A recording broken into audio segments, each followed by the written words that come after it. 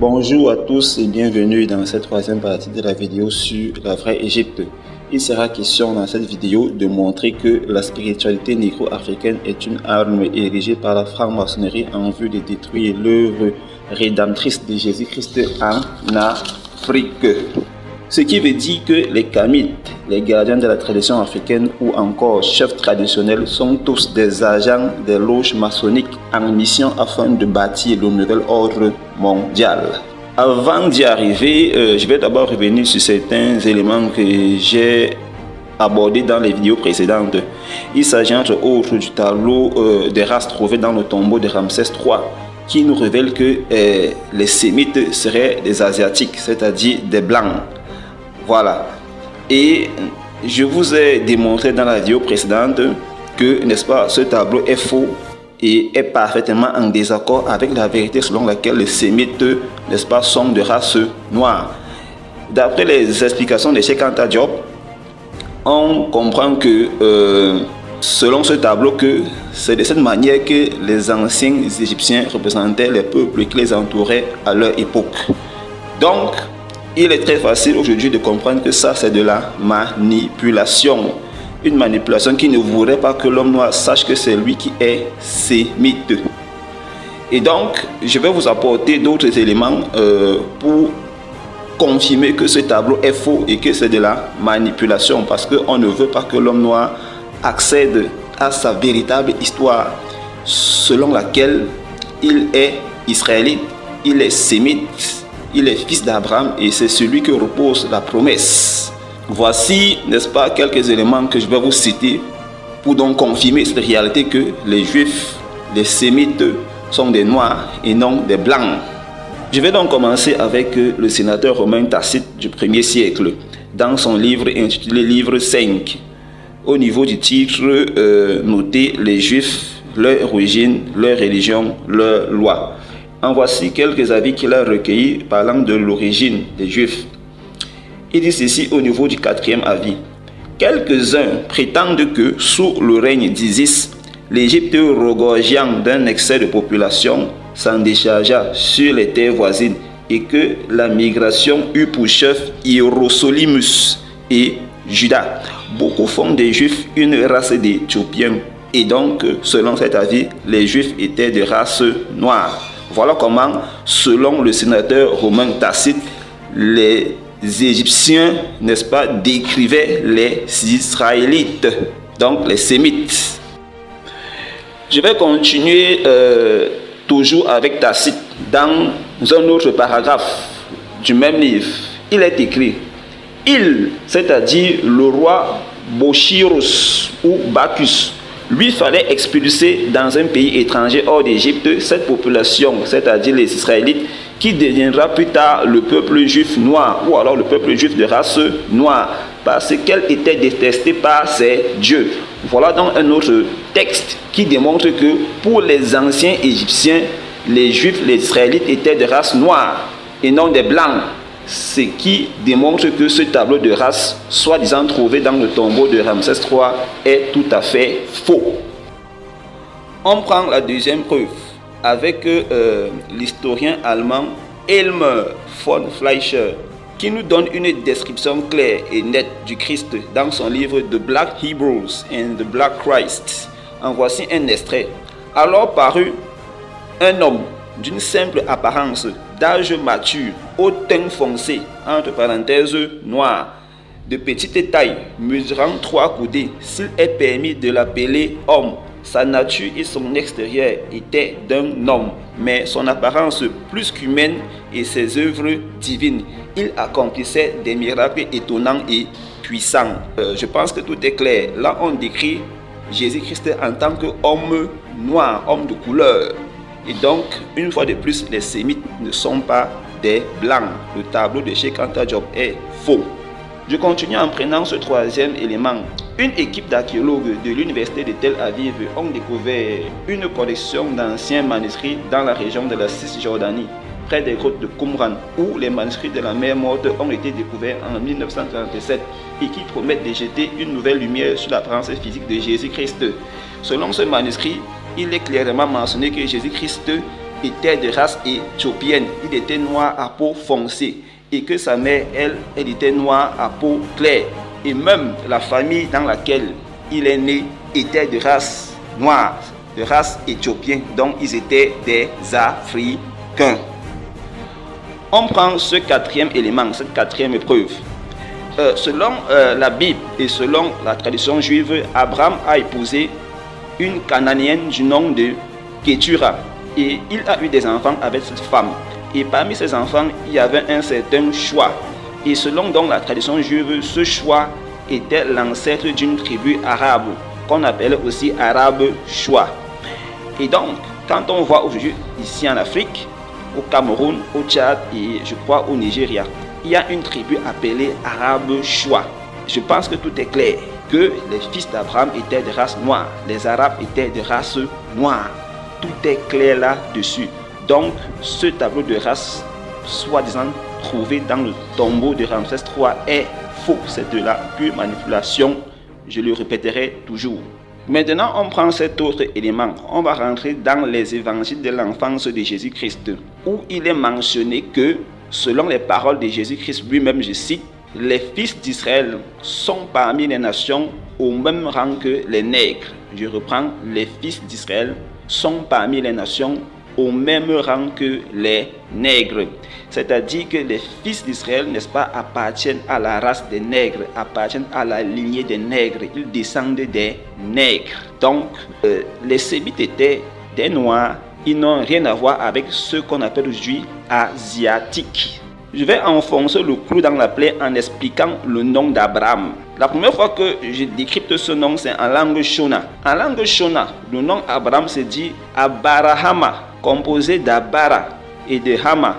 Et Hama n'est rien d'autre que Kama. Donc, les deux combinés donnent ce que dit la Bible. Elle dit que le père de la multitude des nations, père d'un grand nombre de nations. Pourquoi? Parce que en fait, le mot Abara signifie le père élevé, c'est-à-dire qu'un patriarche, quelqu'un de respecté, d'élevé en dignité, un fondateur de clan, de tribu.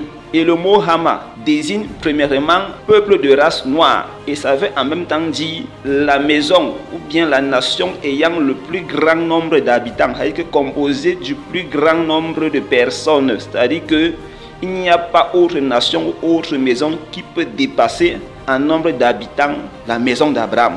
Donc, en un mot, le mot Abraham veut dire le père des nègres, le père des hommes de couleur. Voilà les Sémites. Ils sont de race noire. Ce ne sont pas ces bandits qu'on présente aujourd'hui, soutenus par des Kamites et leur fausse archéologie, qui ont pour but, n'est-ce pas, de détruire l'Afrique. Dans un livre intitulé The Nazis World War II, écrit par Robert Edward Einstein, il nous rapporte des propos d'Adolf Hitler avec un de ses soldats. Et voilà ce qu'il nous dit. Il est écrit, Hitler posa cette question à son soldat. Sais-tu qui l'Amérique a en possession? Non, lui dit le soldat. Hitler lui répondit, les Américains ont volé les bijoux de Dieu. Et son soldat lui demande, que veux-tu dire par bijoux de Dieu? Et Hitler lui dit, les Américains ont volé les Juifs de Dieu. Ces bijoux précieux qui sont les nègres, ils sont en réalité les vrais Hébreux. N'est-ce pas là un défi qui le lance à Dieu? Et la suite nous dit, les citoyens blancs américains trembleront de peur quand ils sauront que les nègres sont le vrai peuple de Dieu, qu'ils maltraitent et qu'ils font souffrir. Ils auront peur que Dieu les détruise, comme il avait détruit les Égyptiens pour avoir fait la même chose. Fin de citation. Voilà, à présent, nous allons apporter les éléments de réponse, les preuves qui prouvent que la spiritualité négro-africaine est l'arme parfaite que la franc-maçonnerie utilise pour détruire l'Afrique, pour déconnecter l'Africain de son seul et unique sauveur qui est Jésus-Christ. Selon les Écritures, le peuple juif, n'est-ce pas, est faible lorsqu'il est déconnecté de l'Éternel, lorsqu'il transgresse l'alliance. Puisqu'il est écrit, si vous obéissez à ma parole, vous serez la tête et non la queue. Mais si vous désobéissez, si vous ne mettez pas en pratique ce que je vous recommande, voici les malheurs que je ferai venir sur vous. Tout le monde connaît ce passage dans Deutéronome 28. Voilà, donc l'ennemi sait que pour détruire le peuple d'Israël, il faut l'amener à désobéir à l'Éternel et l'amener également à oublier la loi, les commandements de l'Éternel. Ça se voit clairement dans le livre des Juges, où à chaque fois que le peuple d'Israël se déconnectait, abandonnait ou oubliait l'Éternel, ils étaient soumis à leur ennemi qui les dominait et les détruisait. Voilà. Le plus connu, c'est le cas de Samson, n'est-ce pas, qui était un vaillant héros, un vaillant guerrier qui a libéré Israël de l'emprise des Philistins. Voilà donc le secret des Israélites, c'est de rester fidèles à l'Éternel des armées, garder l'alliance, garder les commandements de l'Éternel. Voilà donc pourquoi la franc-maçonnerie donc va frapper de ce côté, c'est-à-dire que pousser le peuple juif à oublier l'Éternel. La franc-maçonnerie donc, pour ceux qui ne le savent pas, je vais d'abord poser le fondement en vous racontant comment est-ce que la franc-maçonnerie a commencé et quels sont ses objectifs. La franc-maçonnerie a commencé au 1er siècle, plus précisément le 24 juin de l'an 43. Ceci s'est passé à la cour du roi Hérode Agrippa I, suivi de ses 8 conseillers, n'est-ce pas, qui ont décidé de mettre sur pied une arme puissante leur permettant de détruire l'œuvre rédemptrice de Jésus-Christ, c'est-à-dire empêcher à ce que l'évangile soit prêché. Puisqu'il est écrit, l'Éternel a tant aimé le monde qu'il a donné son Fils unique afin que quiconque croit en lui soit sauvé et ne périsse point. Voilà, la franc-maçonnerie donc existe pour combattre, n'est-ce pas, cet acte salutaire de l'Éternel. Ils vont donc mettre sur pied une association à l'époque qui s'appelait la Force Mystérieuse, devenue aujourd'hui franc-maçonnerie. Le but, comme je l'ai dit, c'était donc de détruire l'évangile de Jésus-Christ, que je résume, n'est-ce pas, au travers de cette expression, le combat contre la foi. Et donc la franc-maçonnerie opère dans ce que j'ai appelé le combat contre la foi. Quiconque combat la foi en Jésus-Christ est ennemi de Jésus-Christ. Et c'est ça la vision mère de la franc-maçonnerie. Et dès cette époque, les premières loges vont commencer à naître. La toute première, c'était la loge appelée loge de Jérusalem. La loge qui va suivre et qui va même permettre à la franc-maçonnerie de grandir et d'embraser le monde entier, c'est la création de la loge de Rome. Cette loge va faire des exploits extraordinaires au point où, au XIIe siècle, le temple central de Jérusalem, qui était la loge suprême principale, va donc donner tous ses pouvoirs à la loge de Rome. Voilà pourquoi on parle donc de loge catholique romaine devenue aujourd'hui Église catholique romaine. Son rôle était, n'est-ce pas, de saboter, n'est-ce pas, comme je l'ai dit au départ, l'œuvre rédemptrice de Jésus-Christ de Nazareth, selon une démarche qui a été soigneusement mise sur pied. Pour saboter, détruire et ridiculiser donc l'œuvre de Jésus-Christ, la foi en Jésus-Christ, pour ridiculiser les évangiles. Là, je me résume.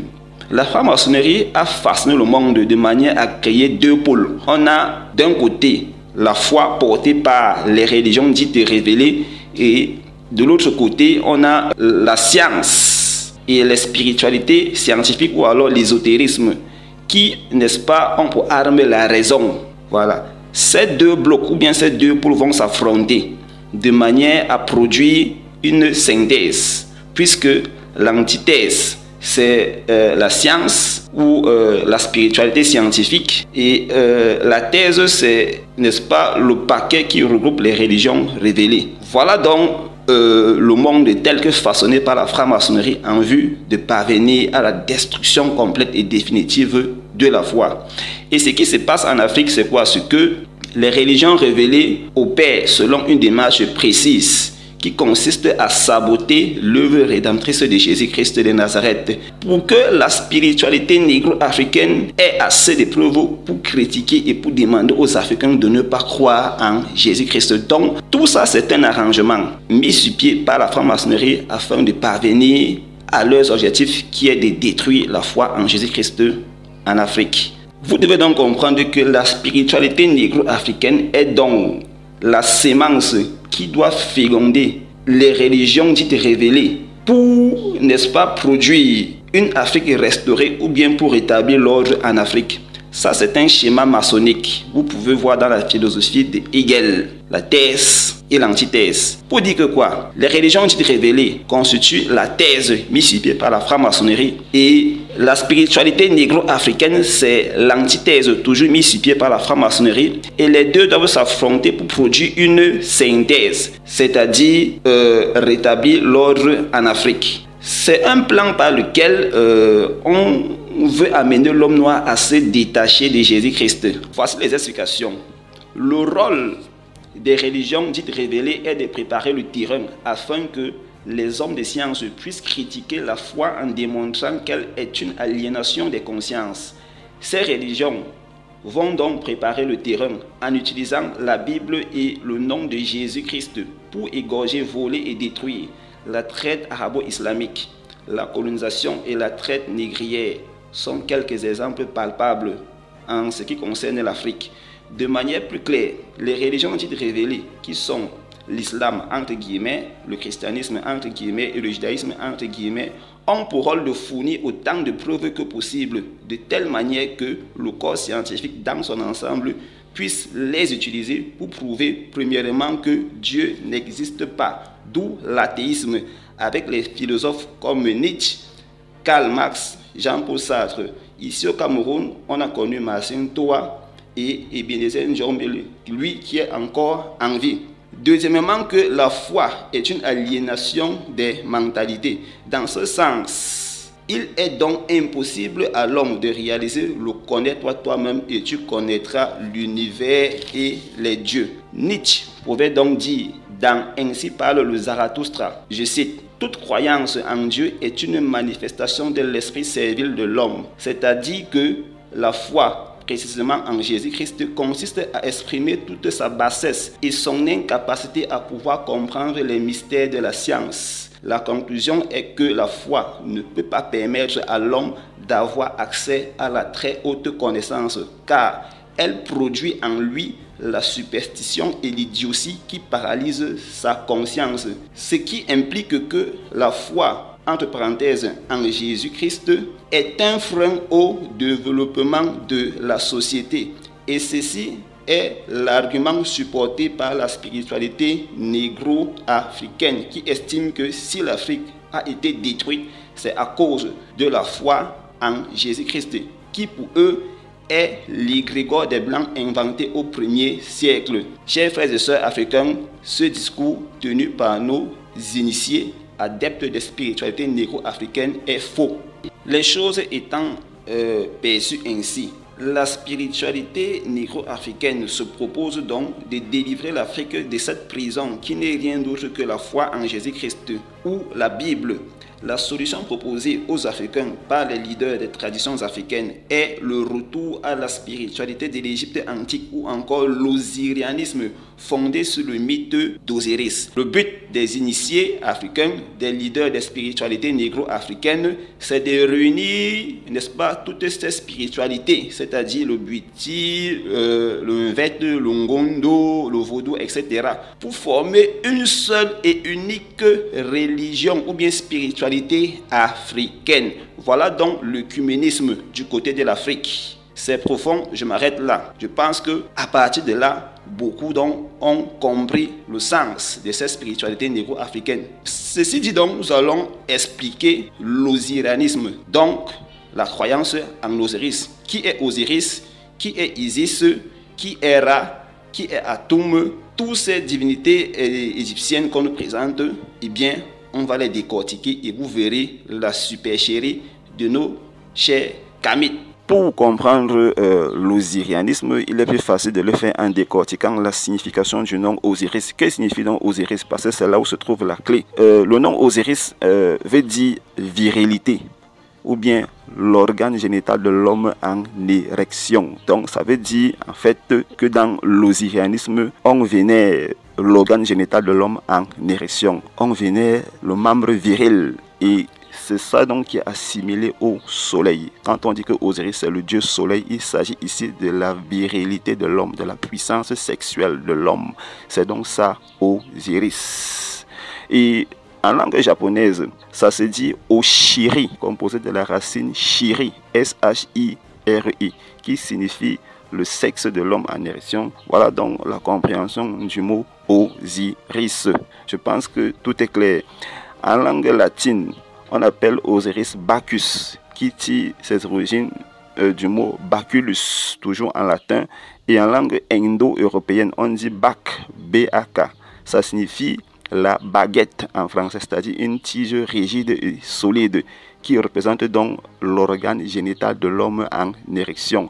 On emploie encore le mot phallus ou alors palus en latin qui désigne un poteau, une tige rigide représentant toujours l'organe génital de l'homme en érection. En grec, on utilise le mot obélisque qui tire ses origines du mot bélos. Bélos qui désigne l'organe génital de l'homme en érection, une tige rigide et solide. On emploie encore le mot roseau, rose, etc. qui désigne toujours une tige rigide représentant toujours l'organe génital de l'homme en érection. Et il y a une secte pernicieuse qui porte ce nom appelé Rose-Croix. Il y a la Rose-Croix d'or, la Rose-Croix à Morque. En fait, ça fait toujours référence à l'osirianisme. Quant au mot Isis, il signifie femme en âge de procréer, c'est-à-dire une femme féconde, une femme fertile. C'est ça donc le mot Isis. Donc tout cela renvoie au sexe. Et la racine de ce mot, c'est S-I-S. C'est-à-dire qu'on supprime le I là, on reste avec S-I-S. Ça signifie donc procréation, fécondité, fertilité, qui désigne la capacité qu'a une femme à pouvoir mettre au monde des enfants. En langue Xhosa, parlée en Afrique du Sud, Isis se dit Usisi, qui signifie femme en âge de procréer, c'est-à-dire une femme qui a atteint l'âge où elle est capable de procréer. C'est ça donc le mot Isis. Au travers des langues, le mot Isis désigne aussi le sexe ou le chiffre 6 parce que sexe et 6 c'est le même mot. Ça signifie donc procréation et aussi alliance avec l'iniquité. Plus précisément ici, la fornication ou l'impudicité. C'est donc ça le mot Isis. Ça signifie une femme en âge de procréer, tout simplement. Donc, ça vous donne de comprendre clairement ce qu'on entend par osirianisme, qui est pour les kamites la forme authentique du christianisme. Donc, je pense que tout est clair. Dans les hiéroglyphes, il est écrit que c'est Aset. Et la racine, c'est toujours le mot Set, le S-E-T, qui signifie procréation, procréer, forniquer, pratiquer l'impudicité. Je pense que c'est clair. Et dans la Rose-Croix, lorsqu'on dit Rose-Croix, le mot rose désigne aussi Isis. C'est son nom en tant que celle qui a recréé le membre viril d'Osiris pour célébrer le culte de la fertilité. Je n'entre pas en profondeur. Voilà ce qu'on appelle Isis, tout simplement. En ce qui concerne la croix Ankh, que les Kamites nous présentent comme étant la plus ancienne des croix, et ils disent que c'est de là que la croix chrétienne a été ficelée, quoi. Donc la croix chrétienne n'est qu'un plagiat de la croix Ankh des anciens Égyptiens, et ils disent que le mot Ankh signifie la vie éternelle, mais en réalité c'est faux parce que le mot Ankh signifie plutôt la vie, n'est-ce pas, qui se crée sur un lit. C'est-à-dire que lorsque un homme et une femme se trouvent dans une pièce secrète pour fabriquer un enfant, c'est ça donc le Ankh. Donc ça signifie la procréation une fois de plus. Et au travers des langues, voilà ce qu'on peut dire du mot Ankh. En langue tamoul, parlée en Asie, le mot Ankh se dit Ankuri, A-N-K-U-R-I, et signifie le pénis de l'homme en érection. En langue basque, le mot Ankh se dit Anka, H-A-N-K-A. Ça signifie jambe. Ça désigne toujours la partie procréatrice de l'homme. En langue corse, le mot Ankh se dit Anka et ça signifie jambe. En langue ou allemande, le mot Ankh se dit Anka. Ça s'écrit A-N-C-H-A. Ça signifie aussi jambe. En langue occitane, le mot Ankh, ça se dit Hanka. Ça signifie fesse ou hanche. En langue catalane, le mot Ankh se dit Anka. Ça signifie fesse ou hanche. Ça s'écrit A-N-C-A. Donc en fait, Le mot ankh désigne les reins ou la hanche ou la jambe, qui renvoie à la partie procréatrice, le lieu où siège la puissance de la procréation. C'est donc ça le mot ankh. Ici donc la vie ne fait pas référence à Dieu, le Créateur, mais ça fait plutôt référence à l'être humain, c'est-à-dire l'homme et la femme qui se réunissent dans une pièce pour donner naissance à un être. Et vous voyez la forme du ankh qui renvoie soit à la partie génitale de la femme, soit à la partie génitale de l'homme. Donc la langue que j'ai pu recueillir confirme cela. En langue africaine, ici au Cameroun, en langue Ewondo, les reins se disent Angedek, A-N-G-E-D-E-K. Ça signifie rein. Donc la partie procréatrice, le siège de la procréation. En langue Eton, c'est pareil. Angedeki, A-N-G-E-D-E-K-I. En langue Fang, surtout ceux du Gabon, on dit Angenyuk, A-N-G-H-E-N-Y-E-K. Ça signifie rein ou hanche. Tout cela vient du Kikongo, le verbe yanga ou yangalala qui signifie procréer, donner la vie, avoir des rapports sexuels ou alors forniquer. Et de yanga, on a tout simplement le mot anga qui a donné ankh, tout simplement, qui signifie le siège de la procréation, tout simplement. Donc vous voyez que la spiritualité des anciens Égyptiens qu'on nous présente est basée sur la sexualité, sur la fornication, le culte de la fertilité, c'est-à-dire que le culte du sexe, le culte de la virilité de l'homme et de la fécondité de la femme. Voilà ce qu'il faut savoir. Pour ceux qui ne savent pas, le mot sister en anglais tire ses racines du mot Isis. Et ça signifie soit le sexe, soit le chiffre 6. Ce sont les mêmes mots. Par exemple, en langue slovaque, le mot cis se dit sist, S-I-S-T. En langue macédonienne, le mot cis se dit sest, S-E-S-T. En langue arabe, le mot cis se dit sita. En Haoussa, le mot cis se dit sida. En langue Shingazidia, parlé dans les îles près de l'Afrique de l'Est là. Le mot cis se dit aussi sita et ça signifie fertilité, fécondité et procréation. C'est le même mot que sexe. Par exemple, en langue corse, le mot sexe se dit sesu, lié au mot latin siso, qui veut dire procréer, engendrer, enfanter, germer, etc.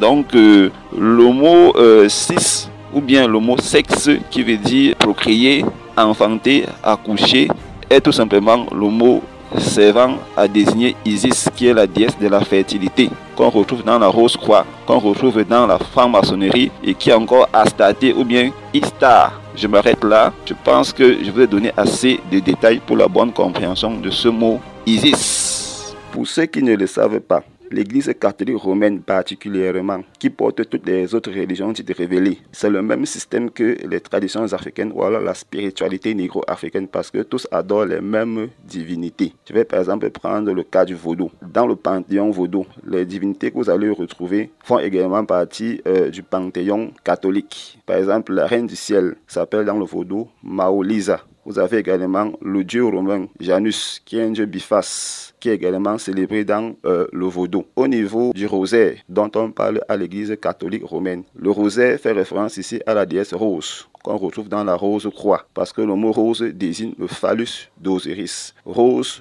roseau, ça signifie tige en érection, ou bien la verge de l'homme en érection. Voilà, donc c'est dû, n'est-ce pas, au fait que Isis, n'ayant pas retrouvé le phallus d'Osiris qui avait été avalé par le poisson, a recréé ce phallus et a institué le culte de la fertilité, la célébration du phallus d'Osiris. Voilà un peu ce qu'il faut comprendre.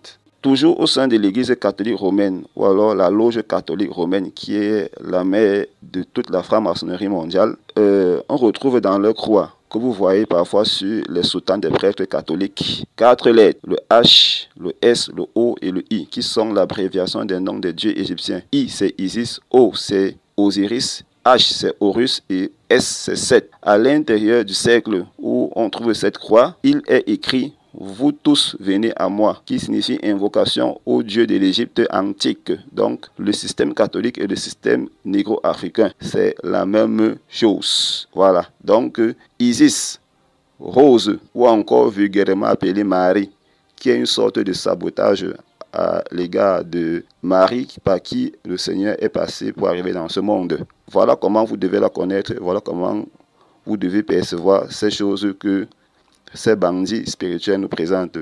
Pour dire que quoi que, quand vous voyez ces gens s'affronter, Kamites, contre religion révélée, sachez que ce sont des bandits spirituels qui sont en train de mener un combat qui a été tracé par la franc-maçonnerie. Donc, ce sont des agents en mission.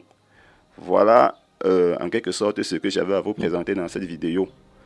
La prochaine fois, les choses seront encore expliquées, surtout au niveau du nom d'Osiris. J'ai juste survolé pour, n'est-ce pas, planter le décor. Les détails seront encore apportés et ce sera plus profond dans une autre vidéo, si l'Éternel Tata Nzambe le permet.